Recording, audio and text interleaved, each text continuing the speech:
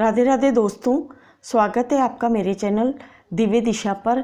आज हम जानेंगे शरद पूर्णिमा की पूजा विधि और उनका कैसे संकल्प लिया जाता है पूजा का, और उद्यापन के बारे में हम जानेंगे।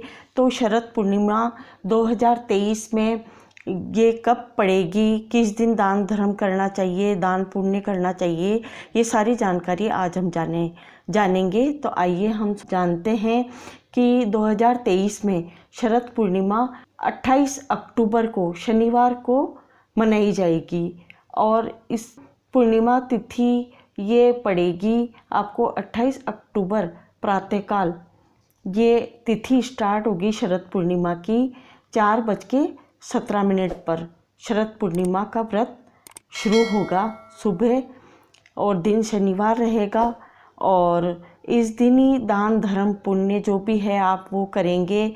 और इसी दिन शाम को माता लक्ष्मी की पूजा होगी, जिसका शुभ मुहूर्त होगा 8:52 पर। और पूर्णिमा समाप्त होगी 29 अक्टूबर को प्रातःकाल 1:52 पर। तो ये तो आपका समय रहेगा। और शरद पूर्णिमा पर अश्विन शुक्ल पूर्णिमा को शरद पूर्णिमा मनाई जाती है। धर्मशास्त्रों में इस दिन कोजागर व्रत इसको कहा जाता है और माना जाता है। इसी को कौमुदी व्रत भी कहते हैं। भगवान कृष्ण ने जगत की भलाई के लिए इसे रासोत्सव का दिन निर्धारित किया है, क्योंकि कहा जाता है कि इस रात्रि को चंद्रमा की किरणों से अमृत बरसता है।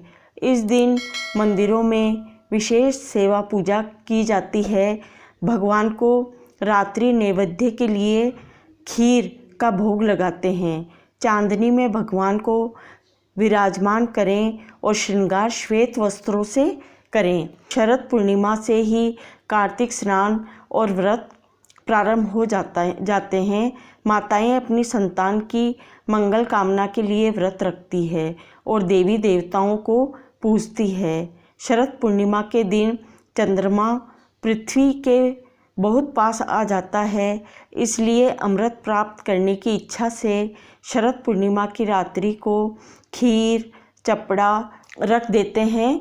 खीर का भर के कटोरा शरद पूर्णिमा के दिन चंद्रमा की जो कलाएं हैं, इस दिन चंद्रमा की रोशनी में सुई में धागा पिरोते हैं। चंद्रमा की रोशनी में बैठकर सुई में धागा पिरोते हैं, जिससे आँखों की रोशनी बढ़ती है। शरद पूर्णिमा की रात्रि में चपड़ा खीर रखकर दूसरे दिन खाई जाती है, जिससे जो चंद्रमा की जो 13 कलाएं हैं वो उस पर पड़ती हैं, और वो हमारी सुख समृद्धि और हमारे आरोग्य के लिए बहुत फ़ायदेमंद होती है। और इसमें उद्यापन जो किया जाता है, यदि कोई इस शरद पूर्णिमा को व्रत रखे तो वह 13 पूनम होने के बाद उद्यापन करें। उजमन में एक चांदी के लोहे में मेवा भरकर रोली चावल से पूजकर और रुपया चढ़ाकर उस सबको सासू जी को पाई लगकर देवें।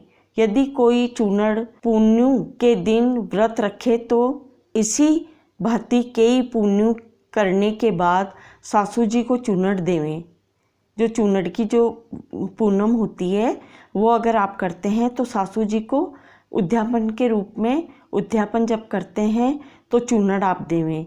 यदि कोई चूड़े की पुण्य करती हैं तो इस दिन व्रत रखें तो वह 13 पुण्य करने के बाद एक चूड़ा तो सासू जी को देवें और 13 बूढ़ी ब्राह्मणियों को देवें, और इस प्रकार अपने उद्यापन को पूर्ण करें और शरद पूर्णिमा का व्रत और पूजन करें और आशीर्वाद प्राप्त करें भगवान का, श्री हरि विष्णु का।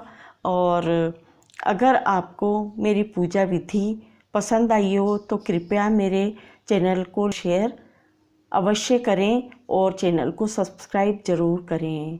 राधे राधे।